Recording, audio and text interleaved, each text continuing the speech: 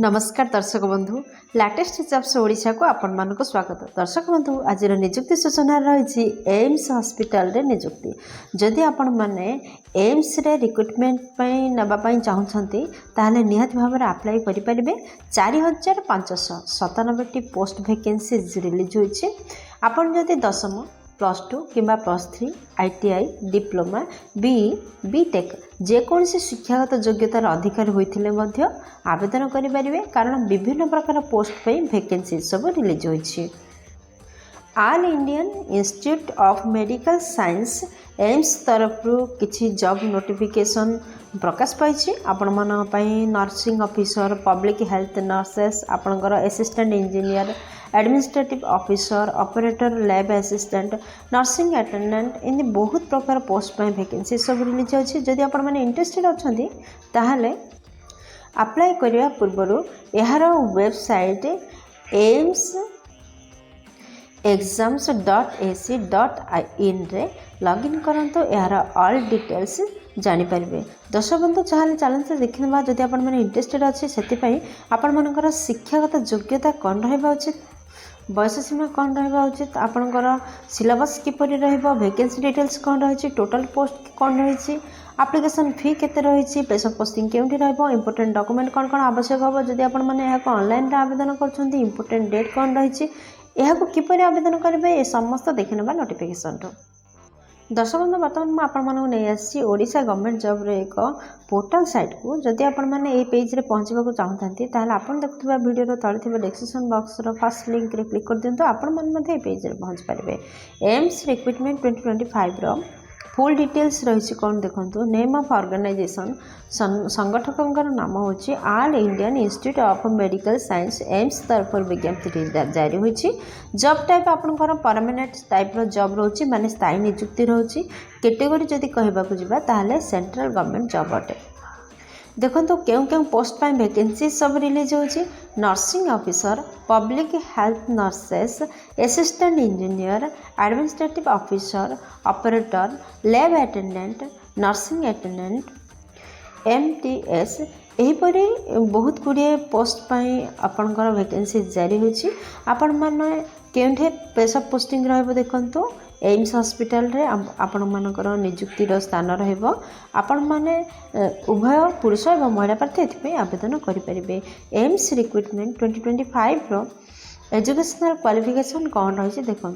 दर्शक बंधु आपण जदि दशम +2 ITI डिप्लोमा +3 बीटेक जेकोसी शिक्षागत योग्यतार अधिकारी होते गोटे निर्दिष्ट रिकग्नाइज्ड बोर्ड किंबा यूनिवर्सिटी पास करते निहाती भाव में पदवी आवेदन करें। एम्स रिक्रुटमेंट 2025 रो सिलेक्शन प्रोसेस कौन रोचे देखो। दर्शक बंधु एथि CBT टेस्ट व्यवस्था रही जोटा कि कंप्यूटर बेस्ड टेस्ट तापर स्किल्स टेस्ट किछि पोस्ट पाई रही स्किल टेस्ट व्यवस्था तापर डॉक्यूमेंट वेरिफिकेशन रही एहीपरी आपण मानकर सिलेक्शन रहइबो।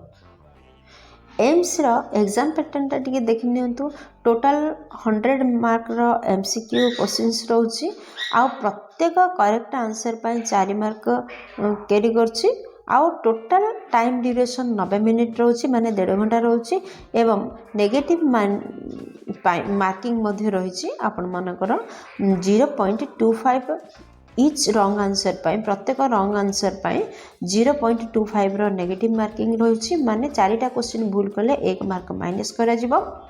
जदि आपण माने क्वालिफाइंग मार्क विषय रे कहिबे ताहले 40% UR EWS पाई 40% रहउची आउ 35% OBC स्टूडेंट पाई रहउची आउ 30% ST SC पिलांक पाई रहउची। देखो क्यों सब्जेक्ट रो क्वेश्चन आसुची दर्शक बंधु general knowledge and aptitude knowledge to computer रो 25 टी क्वेश्चन आसीबो 100 मार्क कैरी करिवो कारण 4टा क्वेश्चन 1 मार्क माने गोटे क्वेश्चन पाई 4 मार्क रहउची। तापर डोमेन एंड रेस्पेक्टिव ग्रुप रु 75 टी क्वेश्चन आसीबो 300 मार्क कैरी करिवो। एही परि भाव रे आपनकर क्वेश्चन पैटर्न रहउची। एम्स रिक्रुटमेंट 2025 रो वैकेंसी डिटेल्स देखंतु दर्शक बंधु 4597 पोस्ट वैकेंसीज रिलीज होइछि। आपण माने एतिपय PDF मध्ये चेक करि परिबे। PDF को आपण माने वीडियो रो डिस्क्रिप्शन बॉक्स रे पाई परिबे। एम्स रिक्रुटमेंट 2025 रो एज लिमिट कौन रही देखो। दर्शक बंधु आपण मैंने जदि 18 वर्ष मिनिमम होता आपण मैंने आवेदन करेंगे। मैक्सिमम एज विभिन्न पोस्ट वाइज 25, 27, 30, 35 वर्ष रखा जाए।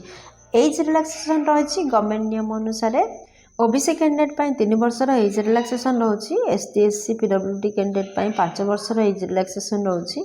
एक्स सर्विसमैन मान 5 वर्षर एज रिलैक्सेशन रोची। एम्स रिक्रुटमेंट 2025 रो इम्पोर्टेंट डेट कौन रही देखो। दर्शक बंधु AIIMS recruitment online apply start हो सारी 7 जनवरी 2025 रो। एम्स रिक्रुटमेंट ऑनलाइन अप्लाई रो लास्ट डेट रही 31 जनवरी 2025।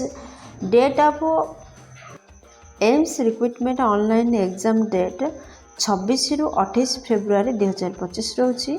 M recruitment skill test date आपण मानकर नोटिफिकेशन दिज्व आपण मानक शीघ्र। एम्स रिक्रुटमेंट 2025 एप्लिकेशन फी कौन रही देखो। दर्शक बंधु जनरल ईडब्ल्यूएस ओबीसी कैंडिडेट 3000 टंका रोचे एप्लिकेशन फी।